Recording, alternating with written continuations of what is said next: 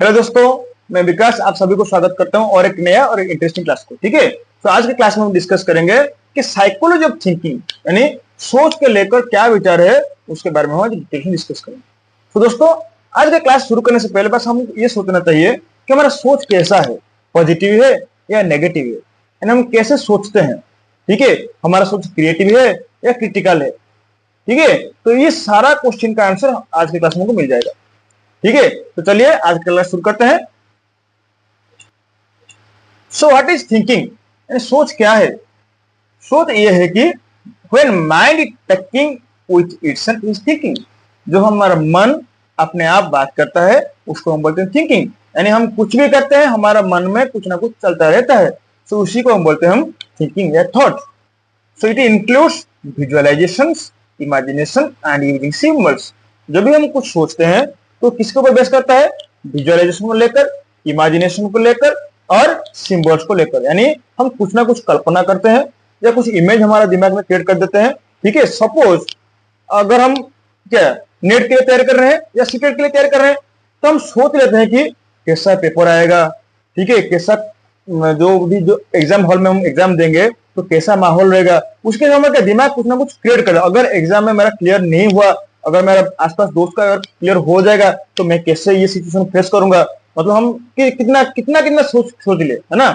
Topic आया नहीं, exam दिए नहीं, लेकिन हमारा दिमाग में पूरा विजुअलाइजेशन कर दिया या इमेजिनेशन कर दिया, तो इसी को हम बोलते हम सोच। ठीक है, सोच को लेकर रॉस ने क्या कहे थे? Thinking is mental activity in its cognitive aspect और mental activity with regard to psychological objects. तो थिंकिंग क्या है? एक मेंटल एक्टिविटी यानी मानसिक कार्यकलाप होता है जिससे कॉग्निटिव एस्पेक्ट्स का यानी माइंड का भी बहुत इंपॉर्टेंट हिस्सा रहता है। उसके साथ साथ रिगार्ड टू साइकोलॉजिकल ऑब्जेक्ट्स यानी एक मनस्तात्विक ऑब्जेक्ट्स को लेकर, एक समस्या को लेकर जब हम सोचते हैं उसको हम बोलते हैं सोच। सो मोशन ने क्या? Thinking is an implicit problem solving behaviour. So problem solving behaviour मतलब जब एक समस्या आता है तो समस्या को लेकर हम कैसा सोचते हैं, अंदर क्या सोचते हैं, उसको ही बोलते हैं हम थॉट्स। ठीक है, so we can say thinking is a pattern of behaviour. हमारा व्यवहार का एक पैटर्न होता है in which we make use of internal representation यानी सिंबल्स और साइंस। जब हम एक समस्या को समाधान करने के लिए हमारा व्यवहार कैसा रहता है, वो एक पर्टिकुलर क्या एक्टिविटीज को, एक प्रॉब्लम्स को लेकर हमारा एप्टीट्यूड कैसा है, उसको हम क्या थिंकिंग मानते हैं, जिसे वो सिंबल्स और साइंस को इंक्लूड करता है। उसके साथ साथ and events for the solution of some specific and purposeful problems. एक निर्दिष्ट समस्या का समाधान करने के लिए जब भी हम क्या इमेज बनाते हैं, सोचते हैं, सिंबल्स क्रिएट करते हैं, उसी को हम बोलते हैं थॉट्स या थिंकिंग। ठीक है, तो ये रहा ओवरऑल मीनिंग ऑफ थिंकिंग। हर दिन हम हर वक्त भी हम कुछ ना कुछ सोचते रहते हैं। ठीक है, ये कुछ नया कंसेप्ट नहीं है, बस हमको स्ट्रक्चरली पढ़ेंगे थिंकिंग क्या है, थिंकिंग का ऑब्जेक्टिव्स क्या है, उसका टाइप्स क्या है, उसको बस हम स्ट्रक्चरली पढ़ेंगे, क्योंकि इसी चैप्टर से इसी कंटेंट से एक ना दो क्वेश्चन जरूर आता है। ठीक है, उसको अच्छे से समझेंगे। नेक्स्ट देखिए नेचर क्या है, यानी जो थॉट होता है कैसा काम करता है। ये एक मेंटल प्रोसेस होता है यानी एक मानसिक प्रक्रिया होता है, क्योंकि thinking happens in the mind. हमारा मन में ही थिंकिंग का क्रिएट होता है।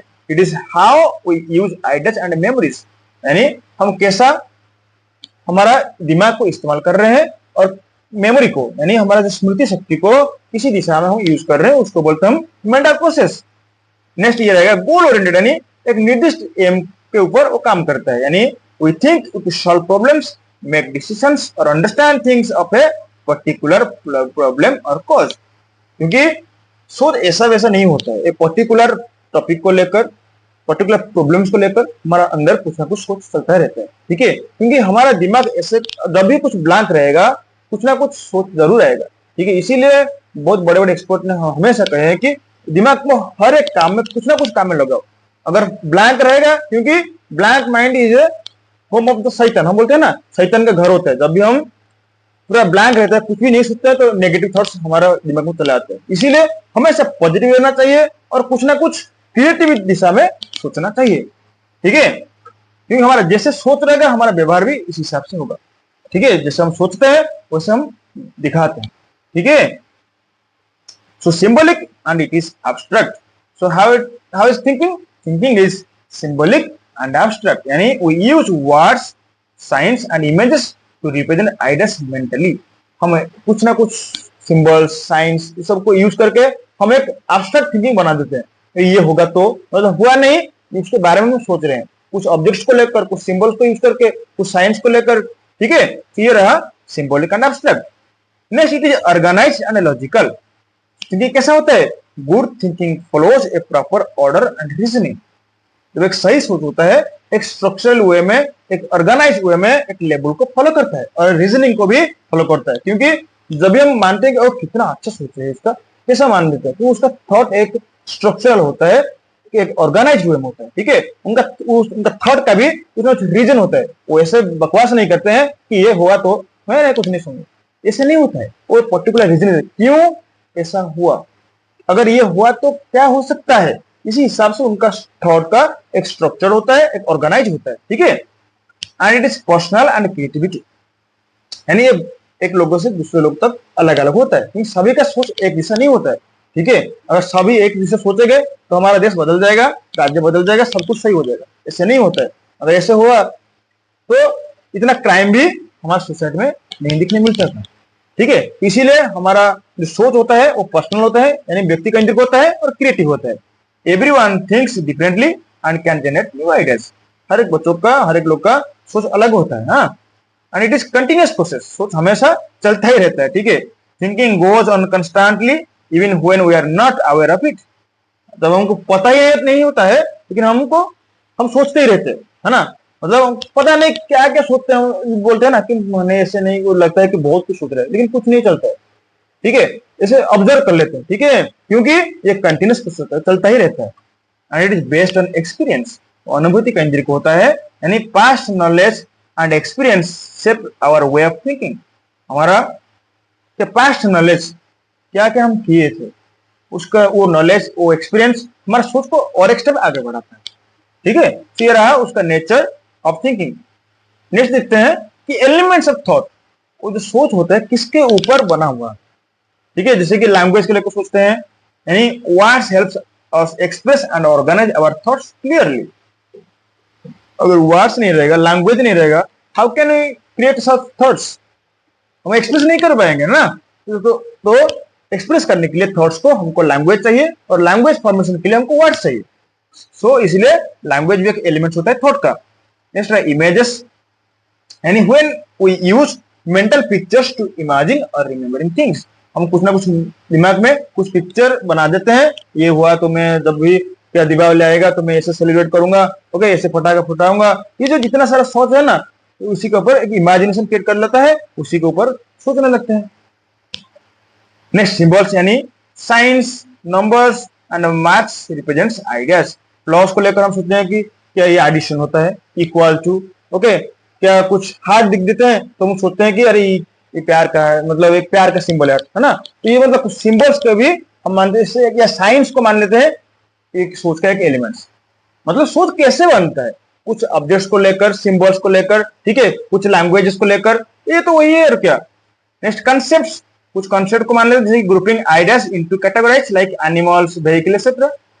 जो हम एनिमल समझते हैं तो एक एनिमल को नहीं मानते हैं, एनिमल के अंदर बहुत सारे एनिमल्स आ जाते हैं, जैसे कि एलिफेंट हो जाएगा, डॉग्स आ जाएगा, बियर आ जाएगा, डियर आ जाएगा, जितना सारे एनिमल्स होते हैं, ठीक है, उसको लेकर हमें सोचा जाएगा। यानी उसको कंसेप्ट, एनिमल है कंसेप्ट, उसके भीतर जितना सारा पोर्शन रहते हैं उनको बोलते हैं हम, क्या बोलते हैं, ऑब्जेक्ट्स। एक एक पार्ट्स होते हैं एनिमल्स के अंदर। सो ओवरऑल कंसेप्ट क्या रहा, एनिमल। एनिमल जब वर्ड हमारे मन में आता है तो इतना जितना सारा जानवर होते हैं हम उनके बारे में सोच लेते हैं, ठीक है। जैसे कि एक व्हीकल्स, व्हीकल ओवरऑल कंसेप्ट है, व्हीकल्स के अंदर बहुत सारे व्हीकल्स आते हैं, ठीक है, जैसे बाइक आ जाएगा, ठीक है, मतलब टू व्हीलर आ सकता है, फोर व्हीलर आ सकता है, सिक्स व्हीलर भी आ सकता है, ठीक है। उसी हिसाब से हमारा सोच आगे बढ़ता है। नेक्स्ट परसेप्शन, यानी how we understand what we see, hear और feel, the base of thinking. यानी जब जैसे हम सोचते हैं, जैसे हम फील करते हैं, उसी हिसाब से हमारा सोच भी हम दूसरों को दिखाते हैं, ठीक है। So that perception is one of the important elements of thought. Memory, यानी स्मृति शक्ति, जिसको बोलते हैं past experience and store knowledge guide our thoughts. जो पुराना कुछ नॉलेज होता है, कुछ एक्सपीरियंस होता है, हमारे थॉट्स को थोड़ा आगे बढ़ाता है। रीजनिंग यानी जो हम तर्क देते हैं, जैसे कि logical steps we use to reach conclusions और सॉल्व प्रॉब्लम्स। जब हम कुछ लॉजिकल स्टेप फॉलो करते हैं ना, इसीलिए ये हुआ, ये जो होता है ना, inductive reasoning, deductive reasoning, all to some to all, जब हम कोशिश करते हैं उसको बोलते हैं हम लॉजिकल रीजनिंग या लॉजिकल थॉट्स। इमेजिनेशन यानी helps create new ideas and think beyond reality, जो वास्तव है उसके बाद हम जो सोचते हैं उसको बोलते हैं बियॉन्ड रियलिटी। ठीक है, यानी इमेजिनेशन जो बोलते हैं, मतलब वो सच नहीं है, मतलब रियलिटी नहीं है, उसको लेकर हम बहुत कुछ अफवाहें फैला देते हैं, इसको बोलते हैं हम imagination. So here are total elements of thought, यानी थॉट उसी के ऊपर ही बना होता है। नेक्स्ट देखिए टाइप्स ऑफ थिंकिंग, यानी सोच कितने प्रकार की हो सकता है। So first is concrete thinking, यानी thinking about real objects and facts we can see और टच, यानी जो सेंसरी ऑर्गन से जो हम फील कर सकते हैं, दिख सकते हैं, टच कर सकते हैं, उसको बोलते हैं कॉन्क्रीट थिंकिंग। यानी a child thinking about A toy car, जब एक बच्चा एक खिलौना कार को लेकर कुछ सोचता है कि वो दिख पाता है, ठीक है, वो फील कर पाता है, उसको टच कर सकता है, तो इसी को लेकर जब हम सोचते हैं उसको बोलते हैं कॉन्क्रीट थिंकिंग। यानी जो चीज उसके पास है, जो उसको फील कर सकता है, टच कर सकता है, देख सकता है, उसको लेकर जब हम सोचते हैं उसको बोलते हैं कॉन्क्रीट थिंकिंग। ठीक है, नेक्स्ट है एब्स्ट्रैक्ट थिंकिंग, यानी जो चीज हमको दिखाई नहीं देता है लेकिन उसके बारे में हम सोचते हैं, यानी thinking about ideas and concepts that are not visible, जो हमको दिखाई नहीं देता है उसके बारे में हम सोचते रहते हैं, उसको बोलते हैं abstract thinking.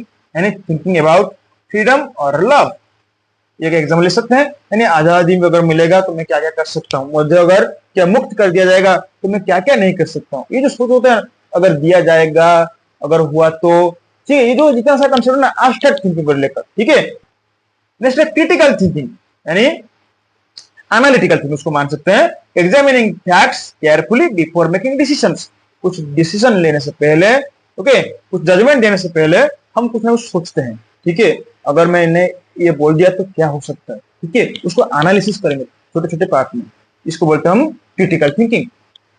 Checking if news is true before share, yes, जब हम कुछ न्यूज सच है या झूठ है उसको शेयर करने से पहले थोड़ा हम चेक कर लेते हैं, भाई सही न्यूज तो है ना, उसको जब हम चेक करते हैं उसको बोलते हैं हम क्रिटिकल थिंकिंग, यानी एनालिसिस करते हैं। ठीक है, इसको बोलते हैं क्रिटिकल थिंकिंग। नेक्स्ट है क्रिएटिव थिंकिंग, यानी producing new and original ideas, कुछ नया चीज बनाएंगे, कुछ नया शेयर करेंगे, कुछ नया सीखेंगे, उसको बोलते हैं क्रिएटिव थिंकिंग। यानी इन्वेंटिंग ए न्यू गेम और स्टोरी, जब हम कुछ नया कहानी बनाते हैं, कुछ नया गेम खेलते हैं, नया कुछ सीखते हैं, उसको बोलते हैं हम creative thinking.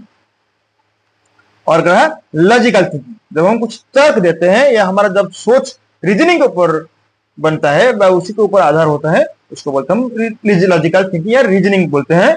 Using step by step reasoning to reach conclusions, इस एक के बाद एक जब हम एक एक स्टेप फॉलो करके हमारा कंक्लूजन ड्रा करते हैं ना, इसीलिए ये हुआ। ठीक है, तो उसको बोलते हैं हम लॉजिकल थिंकिंग। लॉजिकल थिंकिंग बहुत ज्यादा होता है, जो एडवोकेट होते हैं, लॉयर होते हैं, ठीक है, उनके पास ये स्किल ज्यादा होता है क्योंकि वो इतना अच्छे से लॉजिक देते हैं कि वो झूठ को भी सच बना देते हैं, है ना, और सच को तो सच बनाते हैं, ऐसे ऐसे भी बहुत अच्छा एडवोकेट होते हैं, यानी उसका लॉजिकल रीजनिंग पर इतना अच्छा होता है, वो अच्छे एविडेंस के साथ उसको प्रमाण दे देते हैं, है ना। तो ये सब स्किल होता है लॉजिकल थिंकिंग को लेकर, यानी सॉल्विंग ये मैथ प्रॉब्लम रहा। और भी कुछ थिंकिंग है, उसको पूरा मैंने डिटेल्स बना दिया, जितना सारा थिंकिंग है उसको पूरा ब्रीफली और डिटेल्स में बना दिया, बस उसको आप बिना स्किप करके हमारा वीडियो को लास्ट तक देखो ताकि तुम्हारा पूरा कंसेप्ट और क्लैरिटी मिल सके। ठीक है, अगर हमारा वीडियो आपको अच्छा लग रहा है तो हमारे चैनल को जरूर भी सब्सक्राइब करना, ओके, ज्यादा से ज्यादा बच्चों के पास शेयर करो ताकि हर एक बच्चों के पास हमारा मैटेरियल पहुंच सके और उनको भी थोड़ा बहुत मदद मिल सके। ठीक है, सो नेक्स्ट देखते हैं रिफ्लेक्टिव थिंकिंग, यानी thinking deeply about past actions and learning from them, जब हम कुछ पुराने चीजों से कुछ सीखते हैं, जो भी पिछले कुछ गलती किए हैं उनमें से जो कुछ हम सीखने मिलता है और वो सीख से हम कैसे हमारा अपने जिंदगी में उतारते हैं और वो सेम मिस्टेक्स को हम जब दोहराते नहीं तो उसको बोलते हैं रिफ्लेक्टिव थिंकिंग, यानी हमारा व्यवहार में वो थिंकिंग रिफ्लेक्ट करता है, हाँ हम कुछ ना कुछ सीखे हैं पुरानी चीजों से। ठीक है, तो उसको बोलते हैं रिफ्लेक्टिव थिंकिंग। सपोज एक बच्चा एक पिछले क्लास में या कुछ पिछले सेमेस्टर में कुछ खराब स्कोर किया है, ठीक है, उस खराब स्कोर का क्या क्या कारण हो सकता है उसको पहले एनालिसिस करना चाहिए कि मेरा कहां पर गलती हुआ है। ठीक है, उसी हिसाब से वो गलती को सुधारेगा और नेक्स्ट सेमेस्टर में अच्छा परफॉर्मेंस करेगा। अगर कर रहा है तो उसका रिफ्लेक्टिव थिंकिंग दिखा रहा है, अगर नहीं है तो उसके पास इफेक्टिव थिंकिंग नहीं है। ठीक है, जैसे कि उधर एक मैंने एग्जाम दिया, understanding what went wrong in an exam, हमारे एक एग्जाम में क्या क्या गलत हुआ है उसको हम समझेंगे।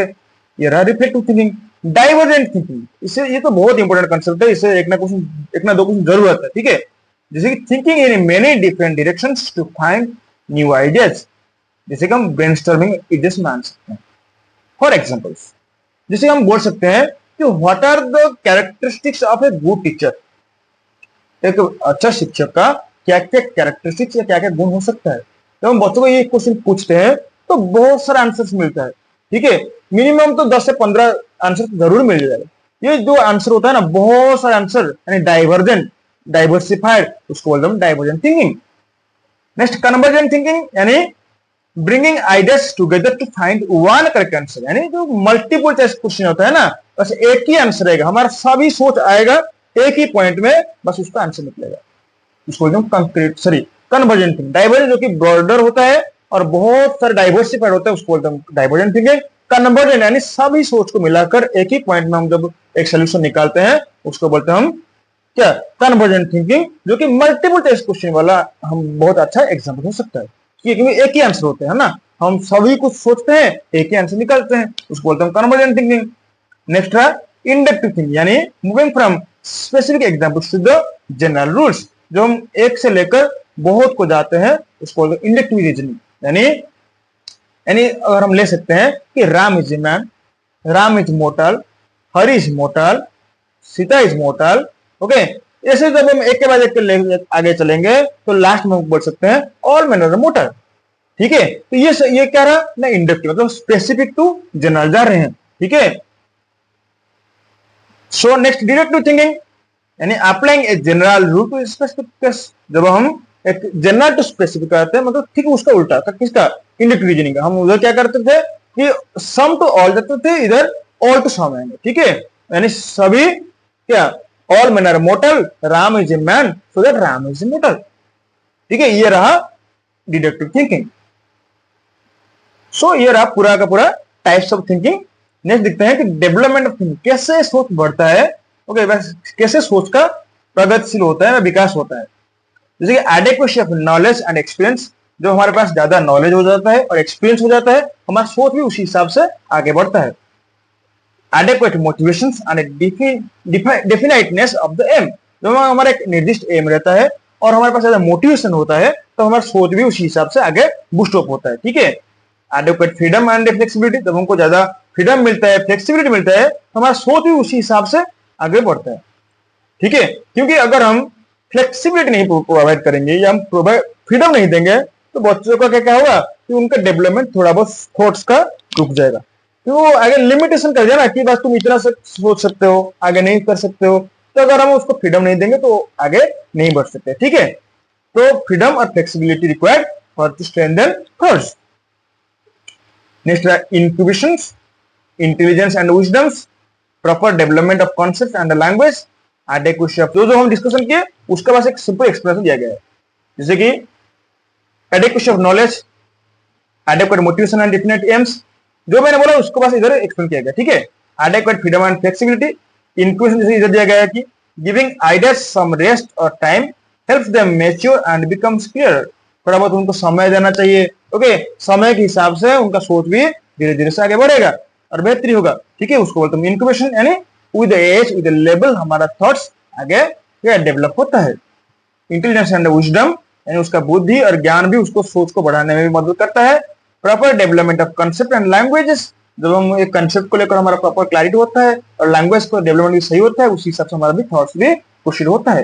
नेक्स्ट एडेक्वेसी ऑफ रीजनिंग प्रोसेस, जितना हमारा रीजनिंग सही रहेगा, हम तर्क दे सकते हैं, हमारा थॉट भी उस हिसाब से मार्जिनलाइज्ड होगा, डेवलप्ड होगा। ओके, सार भी हो सकता है। ठीक है, तो ये रहा how can we enhance thinking effectively. तो दोस्तों, ये रहा हमारा पूरा डिस्कशन रिगार्डिंग थॉट्स यानी साइकोलॉजी ऑफ थिंकिंग। तो दोस्तों, अगर ये वीडियो आपको अच्छा लगा तो हमारा वीडियो जरूर लाइक करना, शेयर करना और हमारे चैनल को सब्सक्राइब करना और पास में जो बेल आइकन उसको जरूर दबा देना ताकि आपके पास हमारा लेटेस्ट अपडेट पहुंच सके। तो आज के लिए इतना, थैंक यू।